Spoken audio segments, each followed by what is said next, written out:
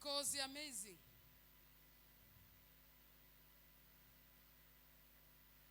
Hello? Hello? Yaani ukiona tu kakitu unique, kama ukishtuka tu ukagundua kuna kakitu Mungu amekupatia, cha kwanza unafungua Instagram account na ile nyingine inaitwa nini, TikTok. Tayari. You are amazing. Wow. Mashabiki. Kuna vitu Mungu anataka kutengeneza pasi na mashabiki. Kwa sababu ukitengenezwa pasipo na mashabiki, hakuna lugha ya mtu ya kutoa kasoro. Naongea Kiswahili. Mashabiki kwa kadri wanavyokushangilia ndivyo wanavyopata cha kusahihisha na kukosoa. Na kwa kadri wanavyoanza kukukosoa, na wewe kwa sababu nao umebebwa na sauti ya mashabiki, si unajua inabidi ufuate. Nani ajuaye kwamba kile unachojaribu kukiacha na kufuata kingine, umeacha Mungu, umefuata watu? Iko siri. Wakati nasoma andiko hili nikagundua iko siri ya Mungu anapotengeneza vitu, anatengeneza kwa siri. Tena anasema anafanya mambo kwa siri. Ndani ya nini? Kwa nini afanye mambo kwa siri? Kwa nini Mungu anafanya mambo kwa siri? Kwa sababu hataki maoni. Kuna wakati you don't need maoni ya watu, itabidi ukae kwa siri. Hataki mashabiki. Mashabiki kwa kadri wanavyokushangilia watatoa, wanaonaga wana nguvu ya kutoa maoni. Watu wa mitandao walijua, yani mtu akikulike, yani sio huko kwa mimi sijui TikTok, mimi ni wa zamani. Sio kuna kwaga na makofi sio nini, shangwe, I don't know those stuff. Unapokubali zile likes zao, itabidi ukubaliane na maoni ya. Kuna mtu namuongelesha mahali hapa, sijui Mungu anamtengeneza nani na kwa sababu gani, lakini kitu ambacho Roho Mungu akanikumbusha, akaniambia Mungu, labda nikuambia nilikuwa naomba nini. Unajua kuna maombi tunaombaga hapa, na wale wanaokuja Ijumaa wanajua tunavyoomba. Hata Ijumaa tulikuwa na maombi mazuri sana mahali. Mimi ni yule nitaenda kwa Mungu, tumezunguka mlima huu, inatosha. Mungu tumetenda, mimi ni yule naenda kwa Mungu, basi natubu kwa ajili ya wengine. Mimi mwenyewe toba basi, na hata ile kwani ni shilingi ngapi Mungu kutubu? Ushaona ile unamwambia Mungu natubu mpaka kwani shilingi ngapi? Haleluya.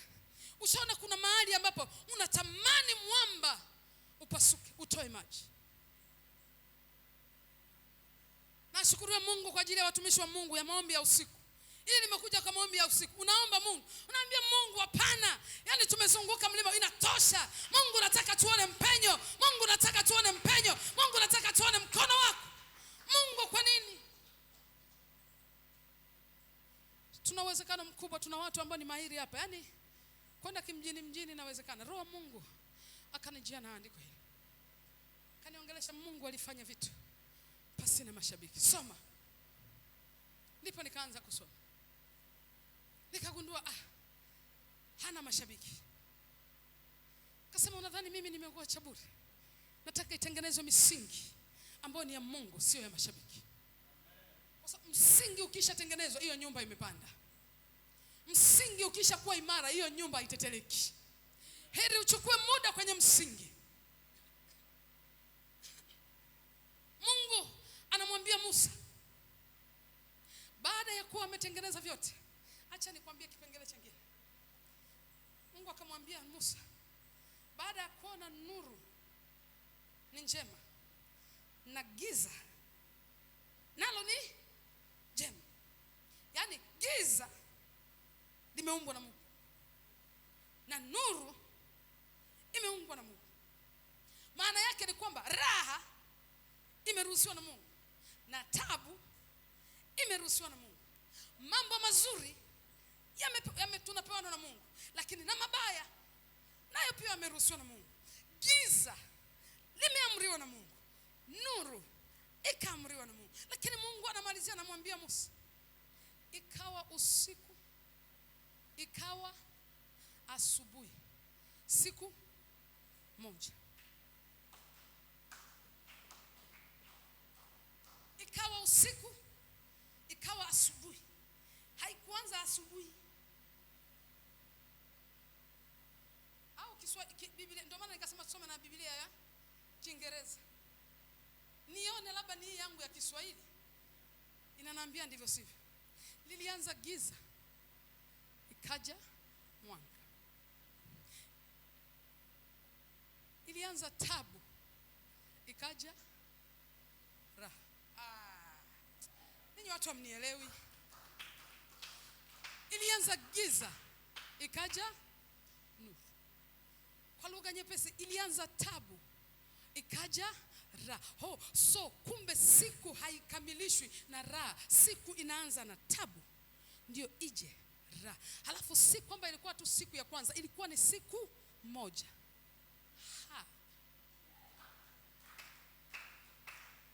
Na wapenda wa Ethiopia, hivi unajua Ethiopia mwaka wao ni ngapi sasa? 2018. Ushawahi kufikiria hiyo kitu? Sisi kalenda tunaosoma ni ya gani? Kalenda tunasoma ni ya wazungu, sio? Ndio wali draft hiyo. Lazima dunia iwe na utaratibu. Hatuwezi kujiendea tu wakatuwekea kalenda. Huu ni mwezi wa 3. Tarehe ngapi leo? Tarehe 15 kwa mwaka 2026. Ethiopia ni mwaka 2018. Nilipokuwa nikisoma ile andiko nasema, Ethiopia walikuwa wapi? Hao walikuwa nawaza nini? Kwa sababu gani watu wa Mungu? Nilipoona Mungu anasema amemalizana na giza na nuru, ameweka mfumo vizuri, alafu akazunguka akaangalia, na tazama ni njema. Alafu ikawa giza, maana ikawa usiku, ikawa asubuhi, siku ya kwanza. Roho wa Mungu akaniongelesha kwamba tatizo tulilonalo, tunahesabu siku kulingana na kalenda ya mzungu. Kumbe mbingu inahesabu siku kulingana na kile alichokiachieve.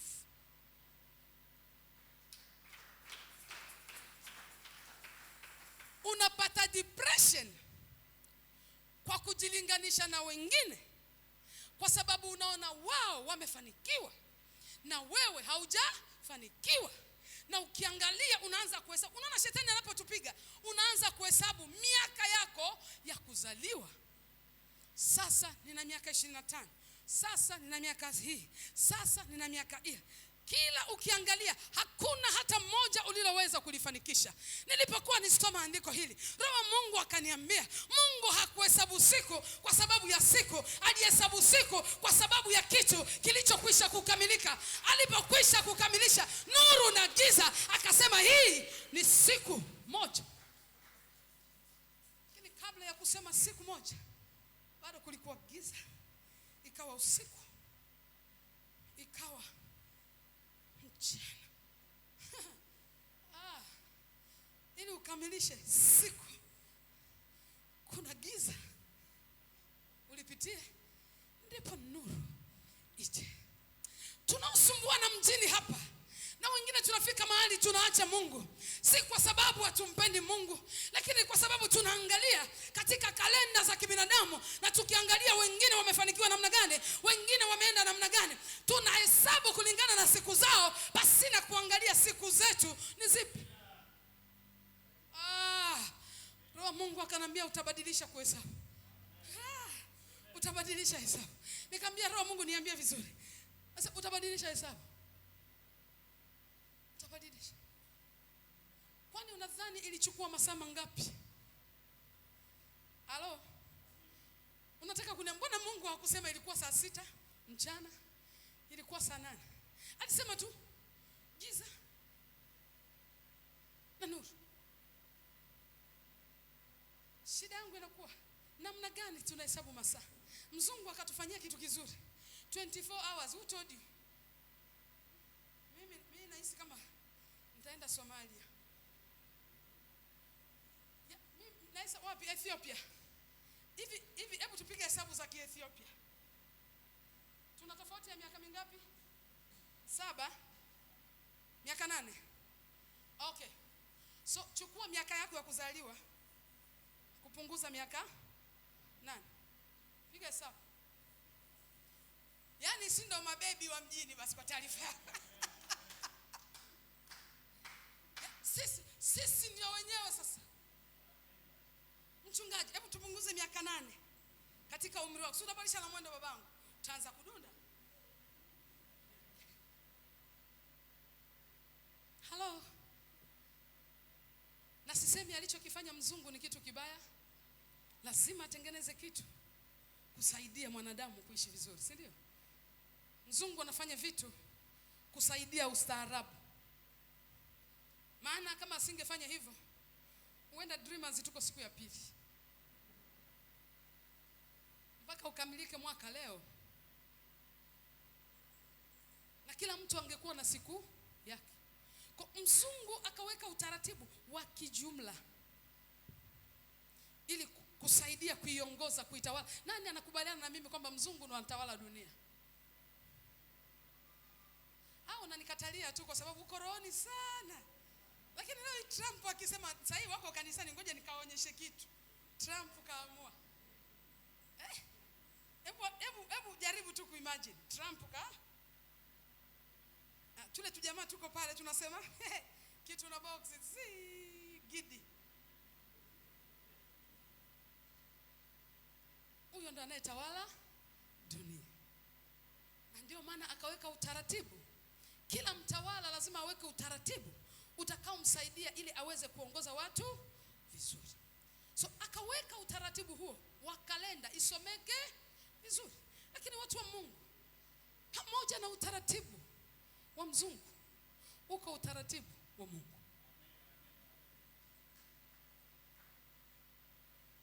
Christmas ni ya mzungu. Pasaka ni ya mzungu. Yaani ukisikia kila tarehe 20 ngapi ya Disemba, si kwamba Yesu ndo alizaliwa hapo. Lakini wanajua Yesu alizaliwa. Kwa lazima tuadhimishe habari hii njema. Tuipangie. Kila tarehe 25 ya mwezi Disemba ni siku ya Christmas. Unadhani ukienda kwa Wayahudi wanajua kwamba Yesu alizaliwa siku hiyo? Nataka tu unielewe utaratibu uliowekwa na mzungu ambao ni lazima tuufuate. Usije ukasema sifuati hivyo. Nenda Ethiopia. Huo ni utaratibu uliowekwa na mzungu. Na ndio maana kuna siku ya wanawake duniani. Utaratibu wa mzungu ili tu celebrate how.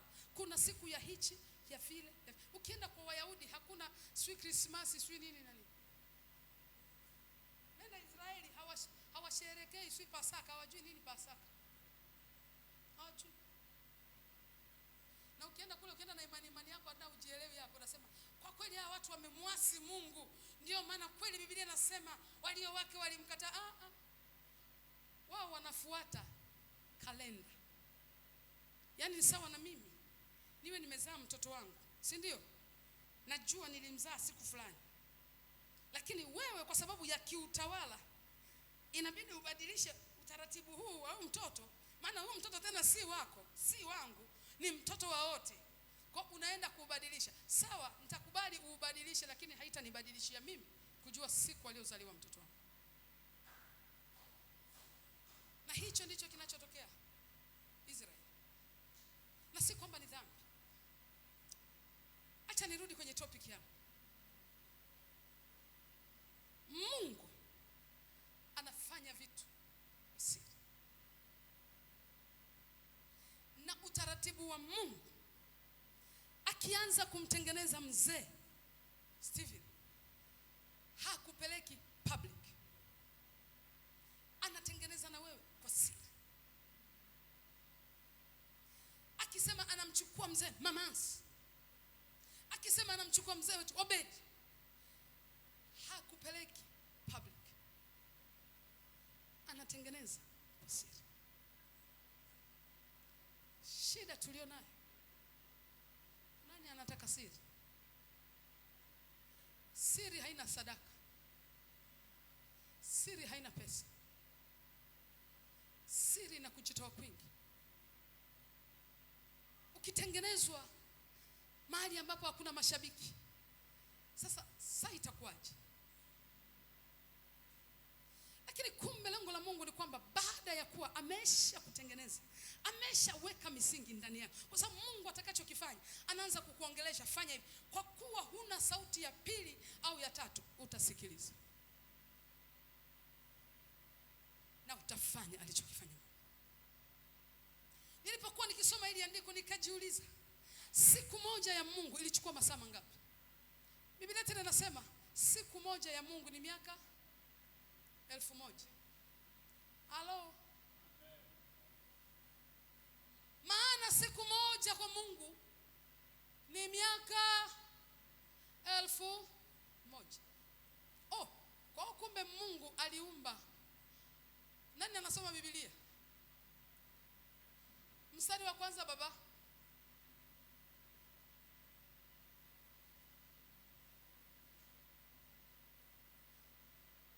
Mwanzo sura ya kwanza mstari wa kwanza.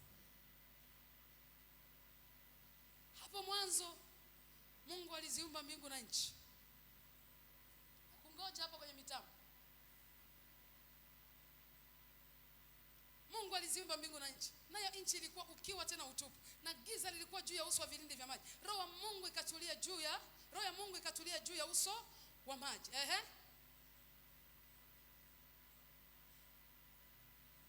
Mungu akasema iwe nuru, ikawa nuru. Mungu akaiona nuru ya kuwa ni njema. Mungu akatenga nuru na giza. Mungu akaita nuru. Kwa kumbe siku moja ya Mungu aliamuru nuru na giza, na kutenga nuru na giza. Ndio iwe siku moja ambayo ni miaka 1000. Kwa sasa hivi ni mwaka 2022. Mwaka 2020 ni siku ya pili. Halo? Ni siku ya pili. Alikuwa ametengeneza nini? Hebu tusome pale mstari wa 6. Tusome mstari unaendelea wa 6.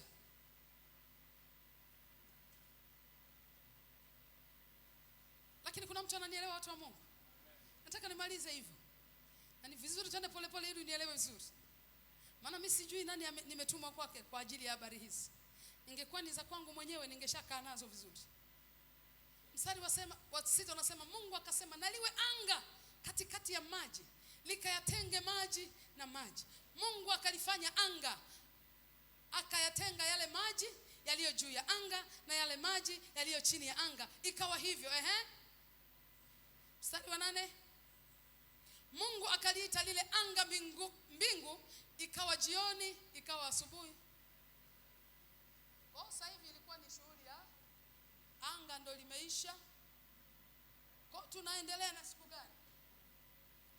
Mstari wa 9, Mungu akasema maji yaliyo, yani na maana process ya miaka 20 tulionayo, usi mwaka 2020. Kwa ni process ya kitu cha tatu. Maana siku moja kwa Mungu ni miaka 1000. Yani unajua wewe ile depression unayoipata, hiyo stress unayokutana nayo, hiyo tabu mpaka inakufanya utake kumanipulate vitu, ni kwa sababu haujui tu siku moja ya Mungu kwako ni masaa mangapi.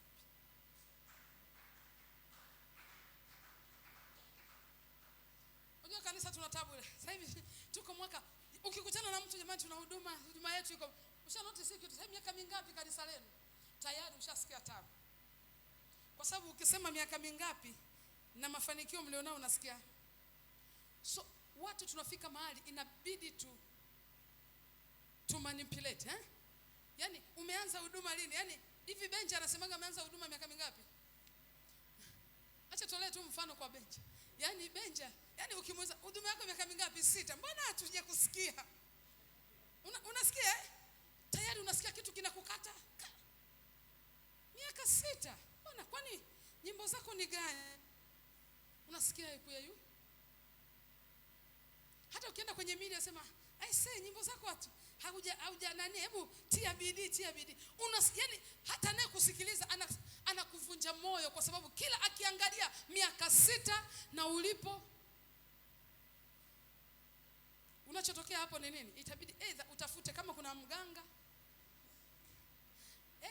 Kuna waimbaji wanaenda kwa waganga, uongo? Si tunakubaliana kama kuna wahubiri wanaenda kwa waganga? Si ni ukweli? Uchawi kabisa.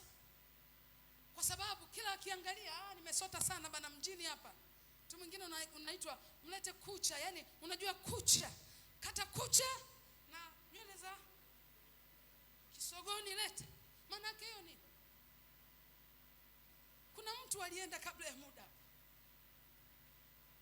Hivi ukiambia kwenye biashara Reima, una miaka mingapi kwenye biashara yako? Miaka 13. Na uko tu pale pale hata hakuna branch. Kwa kweli Jehova akutoke, unajisikiaje? Yaani inakuvunja moyo eti. Kwa sababu watu wana imagination. Kuna watu wenye biashara kama zako miaka 5 tu. Kwanza wengine 3 tu. Wala. Kila mtu mjini anamjua. Kila mahali, kila mwenye shughuli yake anamuita yeye. Lakini miaka 13. Unaenda kanisani wapi? Ndio kitakachofanya. Unaenda kusali. Hapana, twende kwa nabii. Yule nabii akikuwekea mikono tayari. Watu wa Mungu, mnanielewa nini naongea? Mnanielewa nini naongea? Mimi naamini Mungu amenituma nimuongeleshe mtu. Kile kinachokupa tabu ni kwa sababu unahesabu au unawapa watu hesabu. Na si kwamba watu wanajua hesabu, ni kwa sababu kuna wakati unapeleka vitu vyako in public, wakati Mungu alitaka umalizane naye kwanza kwa siri. Siku akimaliza, akisema kukutambulisha, hakuna atakaye pinga.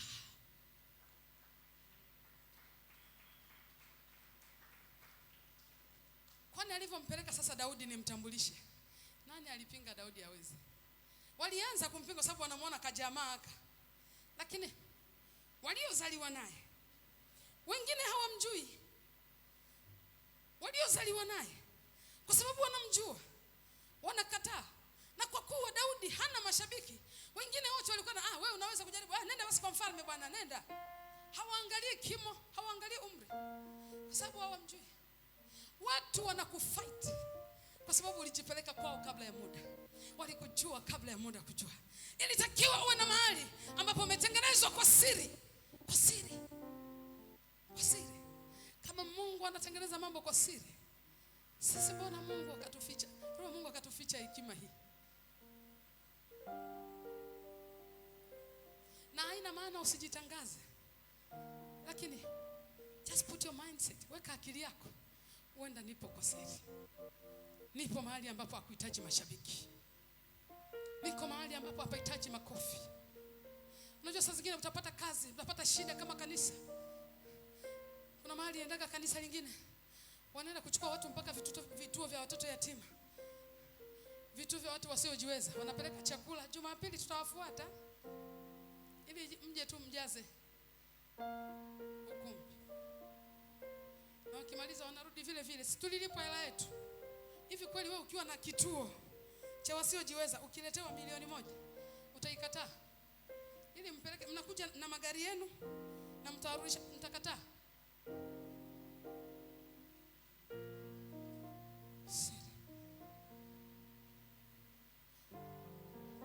Siri. Na sio kwamba Mungu hatakupa kufanikiwa katika siri. Na sio kwamba Mungu hatakupa kuinuka katika siri. Utakuwa unafanikiwa lakini huna stress, kwa sababu siku ya wewe kutambulishwa si wewe utapanga, ni Mungu atapanga. Ni Mungu atapanga.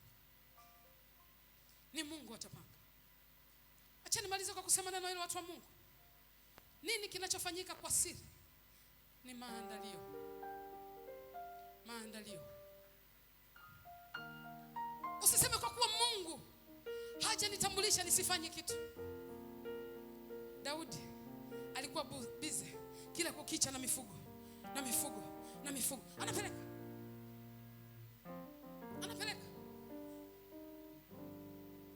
Lakini kumbuka ni huyu ambaye tayari ametabiriwa. Maana huko kuna Samueli anaomba Mungu akimwombea Sauli. Na Mungu anamjia Samueli anamwambia, hata lini utamlilia Sauli? Huyo nimesha kumkataa. Nimekuandalia mtu. Wakati Daudi yuko machungani, huku kuna nabii ameambiwa kuna mfalme. Kumbe kuna wakati unaweza ukawa machungani, kuna wakati unaweza ukawa mahali ambapo hakuna mashabiki, lakini mbingu ilishaamrisha baraka yako.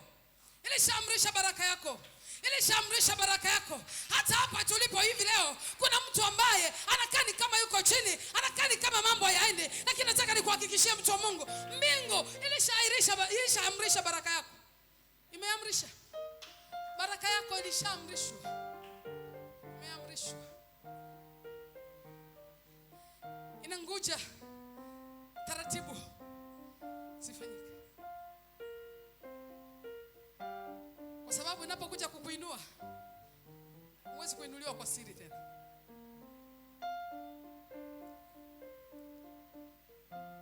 Mbingu imeshaamuru baraka yako. Mbingu imeamuru baraka yako. Kuna watu ambao 2026 na 20, hii ni mwaka gani? Na 20 ngapi? Na 6. Baraka yako imeshaamrishwa tangu mwaka jana, tangu mwaka juzi. Na mimi ni wale wanaoamini kwamba hata sisi mahali hapa baraka yetu imeshaamrishwa. Mbingu zimeshaamuru baraka ya kanisa hili, kuinuliwa kwa kanisa hili, kuinuliwa kwa watu hawa, kuinuliwa kwa watu hawa, kuinuliwa kwa mama yule. Lakini mbingu inangoja protocol ifanyike. Mbingu inajali protocol. Mbingu inajali protocol. Ndio maana kuna utaratibu: Mungu Baba, Mungu Mwana na Mungu Roho Mtakatifu. Protocol. Nachokuomba si ujipe tena moyo, ngoja protocol ikamilike. Lakini ile protocol yako haitakuwa protocol ya mtu mwingine. Utakavyojiliwa wewe sivyo utakavyojiliwa mwingine.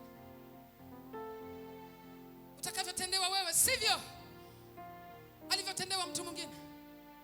Yamkini unaangalia mwingine alitendewa namna hii, na mimi mbona sivyo?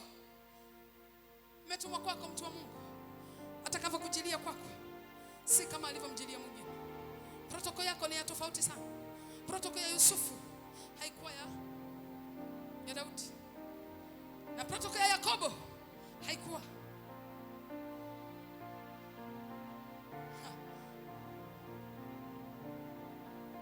Protokoli ya Elia, ya Elisha haikuwa kama ya Daudi. Lakini maombi yangu kwamba utakubali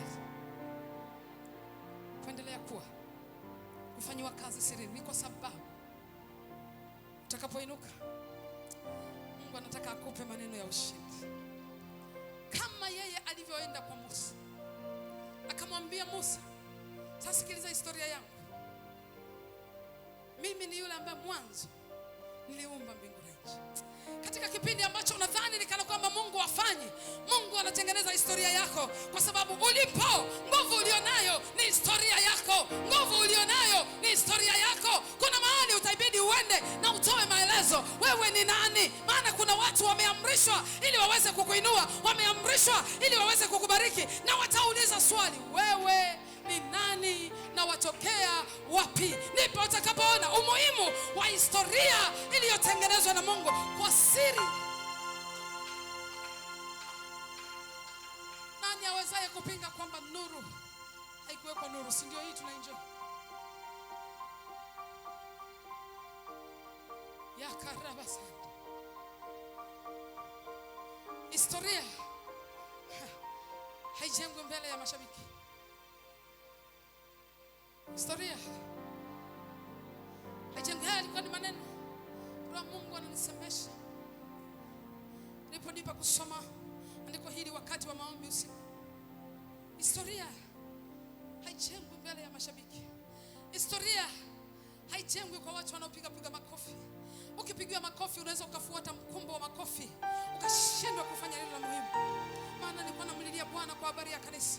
Maana tumesema tulikuwa nazungumza na viongozi kwamba maombi hatutabadilisha mpaka tuone Mungu ametenda kitu, mpaka tuone Mungu amefanya kitu. Maombi ya usiku hatutaacha, tutaomba kwa ajili ya kanisa, Mungu atupe kuinuka. Historia yetu, historia yako. Kuna watu ambao mwaka 2026 utatajikiwa kutoa historia yao, na Manzese itakuwa sehemu ya historia yako. Uvumilivu wako mahali hapa ndio sehemu ya historia yako. Maana kuna watu huenda wataitwa katika maeneo ya kazi kwa ajili ya biashara zako. Utaulizwa ni kitu gani ambacho umeshawahi kukisimamia kikiwa sifuri mpaka kikawa. Utasema sisi tumekuwa pale Manzese, yani kanisa tu lile. Kama isingekuwa Bwana tumevumilia mpaka leo na kweli wewe ni muumini wa pale. Sasa hiyo kanisa liko lele. Liko. Nasema sisi tulikuwepo likiwa chini. Kuna mtu anadhani kwamba kanisa litakuwa CV yako. Nataka nikuhakikishie kanisa litakuwa CV yako. Kanisa litakuwa CV yako. Kwamba kuna mahali uliamua kuamini Mungu. Kuna mahali uliamua kujenga. Kuna mahali uliamua kuweka simenti. Kuna mahali uliamua kumtumikia Mungu. Haupongezwi. Haupigiwi makofi. Uliamua kutoa pesa ukiwa umuelewi, na ule mchungaji mwenyewe umuelewi. Akisema toeni hela, acha tumtie tu, ukatoa na hela. Kwa sababu nataka nikuhakikishie siku ya Bwana iko tayari. Siku ya Bwana harusi imefika. Siku ya Bwana iko tayari. Hatainua kanisa tu, hatainua wanakanisa wote, hatainua dreamers tu, hatakuinua wewe, hatainua kazi yako, hatainua biashara yako, hatainua uchumi wako, na kila chochote kinachokuhusu hatakuinua.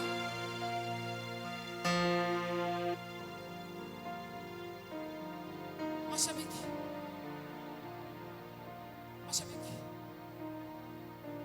Jumapili iliyopita nilizungumza kwa habari ya vyombo, na tukaanza kutoa mchango. Mara baada ya ibada nilipokea sadaka, mtu mmoja akanipatia 1,000,000. Baadaye siku iliyofuata mwingine akaniletea 500,000. Baadaye nina ahadi ya 500,000 nyingine, kwani kama tuna 2,000,000 tayari imeongezeka katika sadaka. Na nilisema tulikuwa tumebakia na kitu kama 8,000,000. Na nikasema kama mtaweza kila mtu achukue milioni, tunaweza tukaamua mtu atoe milioni, tumalizane na hii kitu. Tulipomaliza ibada, mtumishi wa Mungu alikuja. Mtumishi wa Mungu Obedi akanifuata ofisini akaniambia, mama amesema kununua vyombo. Kwa nini hiyo hela tununulie vyombo hapa? Hiyo hela inatutosha kwenda China. Niambia mtumishi, mimi naenda China lakini sijaijua mambo ya vyombo. Anasema nina uzoefu. Hiyo hela ikusanywe vizuri. Tena alisema hata mzee Alfa, yeye mwenyewe akasema nitakuwa China, hata mzee Alfa anaweza akaja anifuate. Vyombo vyote tutaenda kuvichukua sisi wenyewe, na tutapata vyombo vilivyo vingi, na tutapata vingi na vizuri zaidi. Ni mtu ambaye yuko katikati yetu. Sasa mzee Alfa yuko wapi? Mzee Alfa ana pasipoti, visa tutashughulikia, haina shida. Mzee Alfa anaenda China. Kama si ataenda atatuambia nani anaenda, lakini nadhani ni yeye anaweza kwenda.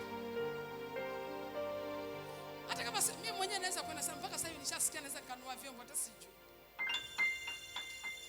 Unadhani tutanunua vyombo da? Hatutanunua vyombo da. Hatutaki agent yoyote. Sasa kwetu itakuwa si tu kununua vyombo, sisi tutakuwa agent wa wengine, tutawauzia vyombo. Na ilikuwa ni Jumapili nilisema tu, nasikia tumalize tununue vyombo. Kumbe kuna mtu katikati yetu anaelewa nini maana ya vyombo. Sasa watu wa Mungu, unajua kuna vitu unaweza kama mko mahali kumbe Mungu anawaandaa kwa siri. Tukiwa tunajua ni kana kwamba hatuendi, kuna mtu Mungu anamtengeneza hapa. Nataka niwaambieni, huyo mtumishi wa Mungu ameanza kwenda China kutokea hapa. Uongo kweli mtumishi?